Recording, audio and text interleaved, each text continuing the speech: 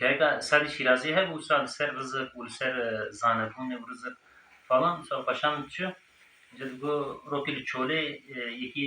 درویش سا دچه نرا یکی دی لقا یکی تی بسر دوا خویه محبت کن falan bize bari tekşiye bize ola bari mi bize ali kije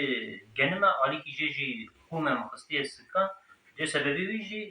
ko denga devletçi ve kharane ve bize madem müsait teşma olsa ki genme kopturna de perşe ali kilifiyari disaj denga içeri bu falan ya dibêje welat melkî zeh bizana û zeh jî aqilî zeh jî jîrî dibêje ez ê ji devê biswarim tê li devê swarî dibêje anî heqê te dilêsî proje tişkî navje tu xwediyê vî aqilî tu hayatî werî ê li ser devê çênabe falan neyse ya dî zora wî heft bera li ser devê swar be diyê xwediyê devê ew jî hayatî diçin dî dimeşin sohbet mihebet bêje dibêje anka tu xwediyê vî aqilî vê zanebûnê anka mal û milkê te pir zengîn e falan ya dibêje naola dibêje anî ji xentilî vî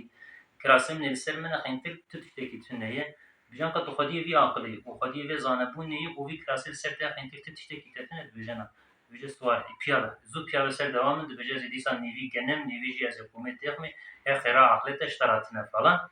دی پاشه سادی شیرازی استاد بیرام داماود بینی ده فکر دید کو تفهم قشنگه بیج اگر کو رزق بعلم زیاده بگوناش انسانی احمق زورتر کو geçma خوب کنه بیج تنه بونه جار هر bizim evlenik insan alın nera kodala zanebun ki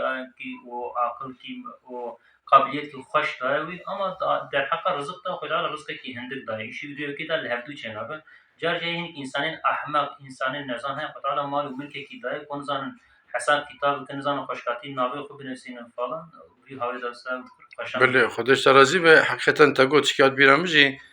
دبه قزاکی گندی که تف چیانه بیچاره گندی سر شبکه بار که ایزن چنین اگر داون سر کره سر خانتره سر هسپیتین و قضای و ایزن که دفروشن شرب پتشکیت کردن و ایواره بدگرن چه مال ایجا یکی گندی ایزن که بریا آبیت سر پشتا هسپی خو و برداته یک لوده لقای بیته سلام علیکم علیکم السلام اوی بردا وی هسپی ده پرسد بیت هری کرد بزنم وی قضای پیشامه تهری چیپ کد به زبان ایزنگا بفروشم ایت ایزنگا بفروشته چاپ که ازش خورا اشیاء خب بکرم چای شکر فلان از نان از بینمانه ده باشه دبی آنها که تهری قضایت ایزنگا ام بیشم بفروشید وقت نفروشیجی اجا که بفته بچخاصی فروشی مثلا دبی از ده باقنون تفروشی مثلا ایت بده ایزنگی خودی نفری آشت ده باقنون تا پیشن و از بطلی از هسپت تصویر بمرور حتی قضای و فکر ور ایزنگی خوشی سبینه بفروشه ایت بین نابده بچه ایت ایزنگی ملت ببینن خودش هر دبی آشته پره از پری تدم تا پری ایزنگی ته آن دبک تاری فرقی نه ام بیشم بسم الله قضای وان قضای اگ مثلا